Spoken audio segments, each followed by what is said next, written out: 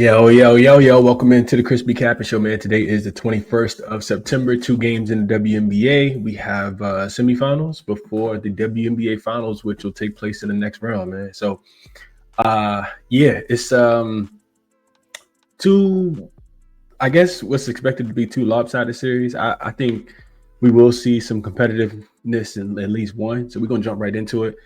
Always start off with where we left off, which was on Friday night. Friday night, I did not make a play, but I told you guys if I was betting the game, I was betting the Mercury on the money line. They got the job done, won and covered the spread. The -2.5, -3, 3.5. They got the job done. And I didn't bet it because I didn't want them to win. I'm being honest. I did not want them to win. I could see a world where the New York Liberty came back and made it a hard-fought series. And that's what happened. Both teams really struggled offensively, as I kind of predicted. And Jackson liked the under as well. So 2-0 day, if you guys tell either my pick or Jackson pick on the total or the side. Let's jump into the matchups for today, man. So hit the like button for me if you can as you join. We're going to jump right into Jackson and get you guys up out of here. So first up, Jackson likes Nafisa Collier under her 29.5 points plus rebounds. I don't know how much I like this. I know it's a big number, but I'll give you guys the analysis. It says that she's an MVP finalist, but she did not win. Asia Wilson won the MVP for the fourth time. It says she faces a tough challenge against the Phoenix Mercury, who boast a strong defense against her position. While Nafisa Collier is a dominant force, her recent performance in points plus rebound category suggests she may stay under the line. So she has been trending towards below the line recently, hitting the under in 80% of her last 5 games, 80% of her last 10 games. Her average points plus rebounds in the last 5 is 24.6 and 26.6 over her last 10 games, which is below the 29.5 line. The Mercury ranked 4th in defense in the league, defending her position for points plus rebounds, indicating the challenger matchup. This season, Nafisa Collier averaged 23 points plus rebounds against the Mercury in 3 games, failing to hit the over on this line in any of the contests. Even last season, her averages against them was 28.5 over 4 games, still below the current line. So that's the look on Nafisa Collier under. I think that is a pretty sharp look. I can see I think the under is in play. We'll talk about it in just a second, but I can see a game where both teams struggle offensively. Next up, Alyssa Thomas under her 32.5 points, rebounds, and assists as well. So Jackson likes 2 unders. I like unders, especially in high-profile matchups. So here's the analysis on Alyssa Thomas. A key veteran for the Mercury faces a formidable Minnesota Lynx defense despite a strong playoff performance. The statistical trends and defensive matchup lean towards her staying under her points, rebounds, and assist line. So Thomas is consistently under this line in recent outings, hitting the under in 80% of her last 5 games, 80% of her last 10 as well. Her average for points, rebounds, and assists is 28.4 over the last 5 games and 30.5 over her last 10 games, both comfortably below the 32.5 line. The Minnesota Lynx boast a top-tier defense, ranking 3rd in the league against her position for points, rebounds, and assists. This is a significant factor that will make it tough for Thomas to exceed her average. Her playoff average in the 3 playoff appearances this season, she's averaged 15.7 points, 9 rebounds, 3 assists, totaling 27.7 points, rebounds, and assists, which is also below the 32.5 line. So that is the look on Alyssa Thomas, 2 player props. And maybe I'll show you guys those when we get to Outlier. Let's jump into the 2 games. So first up, we got the Fever. They are currently getting 9 points. You know what? This is actually not the first game, is it? No, this is actually the late game. So clearly I did these backwards. Let's see. Yeah, I put this game first. It should not be first. This game should be second. So let's do this. All right, let's go back to this. So Mercury and the Phoenix Mercury and the home favorite Minnesota Lynx play at 5 o'clock. That is the 3 o'clock game though, so that's probably why. Okay, so this game is the second game, but it's first actually on the card. So let's just go through this one first then, just because I got the notes up. So I spent a lot of time on this game, man, and I'm not gonna give you guys a long soliloquy on give you guys everything, but this sets up to be a favorable matchup in my opinion. The Mercury are I think they're a really, really strong team. We know the Minnesota Lynx are the best team in the WNBA. We have to start with the injury report. Dejanay Carrington, she has some kind of sprain. I did watch it when they were playing against the Valkyries in the fourth quarter. She asked to come out, and Courtney Williams came in and ended up hitting the game ceiling shot in that matchup. And Dejanay Carrington would not return for the rest of the playoffs. That's significant. Minnesota does have the rest advantage. They have the home court advantage, and own the season series. They beat the Mercury 3-1. They won all three matchups by an average of 13 points, and all three wins did stay under the total as well.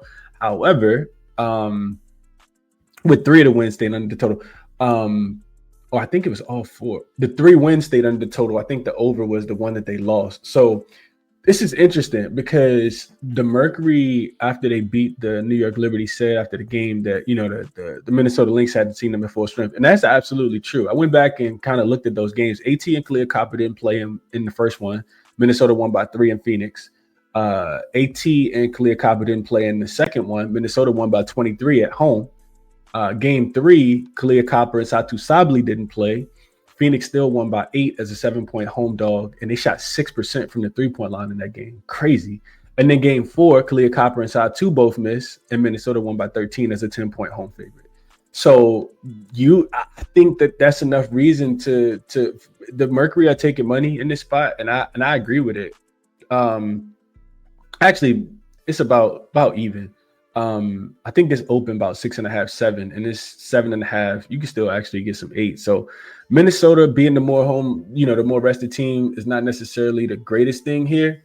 You would think that it would be, but I'll show you guys the numbers that I looked at actually that kind of kept me off of wanting to take Minnesota just because they had the home court advantage. I actually think the Mercury can keep this game close. I think the Mercury's offense is not great. I think their defense is good. I think that they're going to struggle to get out and run in transition. I think that the Minnesota Lynx offense is also going to struggle in this spot, specifically early in the game. We know Minnesota, for whatever reason, typically don't cover home games. So a couple of things I looked at that I want to share with you guys. First one is, let's see. I want to look at series game equals 1 and rest is greater than opponent rest and home favorite.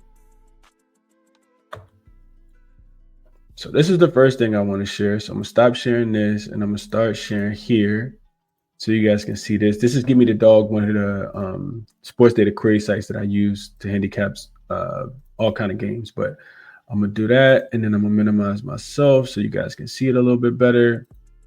And if you just zoom into right here, right, you can see that these games where teams have the rest advantage and they're a home favorite, and this is series game 1, right? So it's the first game of the playoffs, first game of a series, only 15, 24, and 1. So only covering about 38% of the time. You would think that this would be, a really good spot for the Minnesota Lynx, especially at home. They done really, really good at home. We got to give them credit, right? They finished 21-3 straight up at home, 15-9 against the spread at home. They won by an average of 12 points and covered 3 games in a row and 5 of their last 6 at home. So I'm not saying it's necessarily going to be easy, but I think the Phoenix Mercury can hang. I do think that 8 points is too many.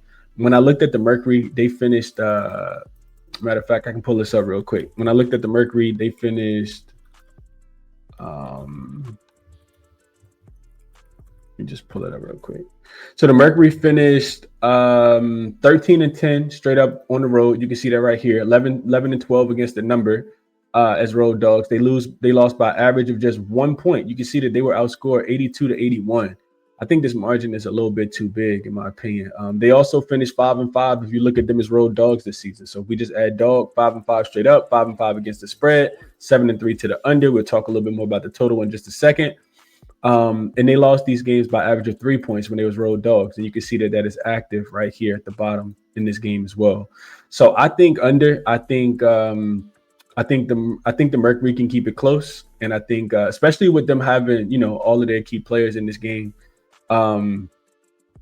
Game 1 home favorites after the first round with more rest than their opponent are just 9-17 against the spread, 16-10 straight up. So I think it's too many points to be laying with the Minnesota Lynx. I think the Minnesota Lynx are the better team though. So that's my thought process on the first game.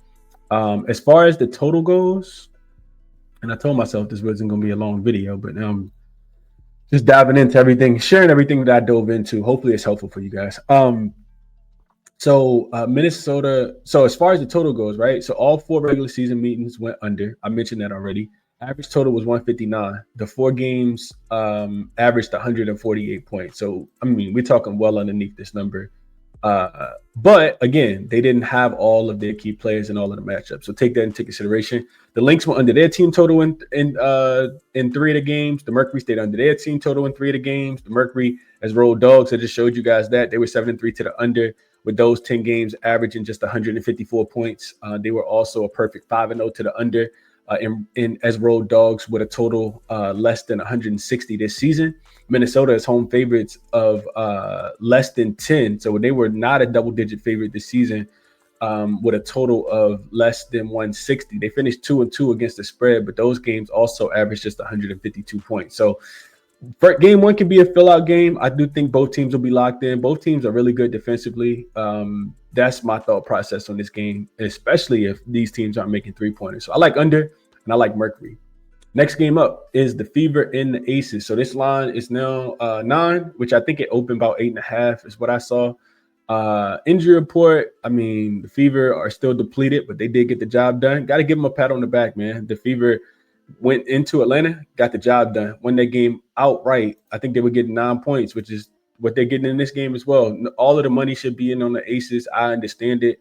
The Aces are absolutely killing it right now, but they did struggle to cover, and they didn't cover. They struggled to win that game. Gabby Williams hit that jumper, and we're talking about the Aces not even advancing to the second round. So are the Aces a little vulnerable?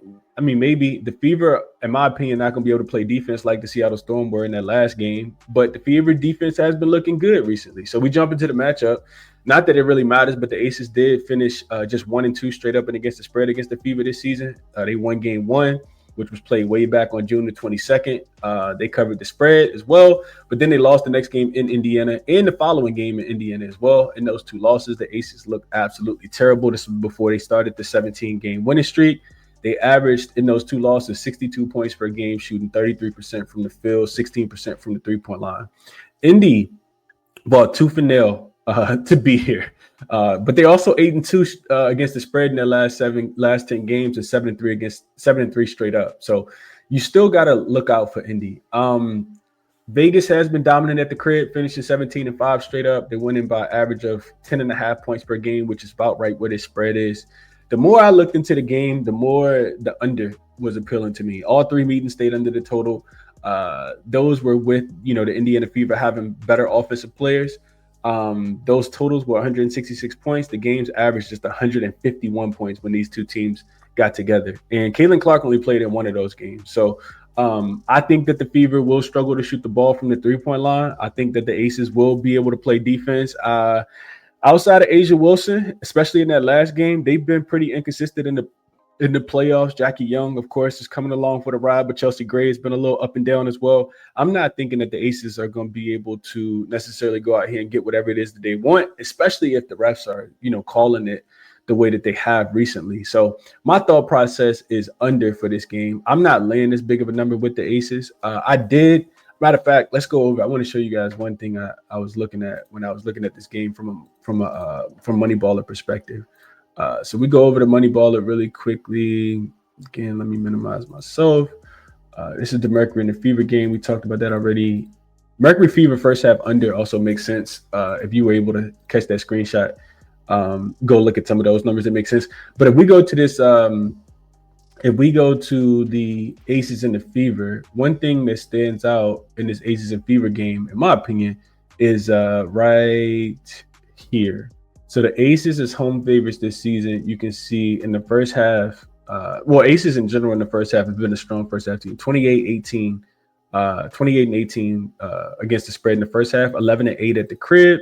And the Fever have struggled in the first half as road dogs, 4-7 against the number. The Aces, you can get 4.5 right now on Caesars. I do think that is absolutely in play. If we just go last 10 games, and the reason why I'm talking about this is because in game 1, I told you guys I like game 1 of the Aces versus the Seattle Storm. I told you guys I like the Aces in the first half.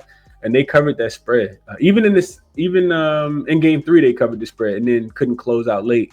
So you can see here the Fever as road dogs, a perfect 4-0 to the under in their last 10 games.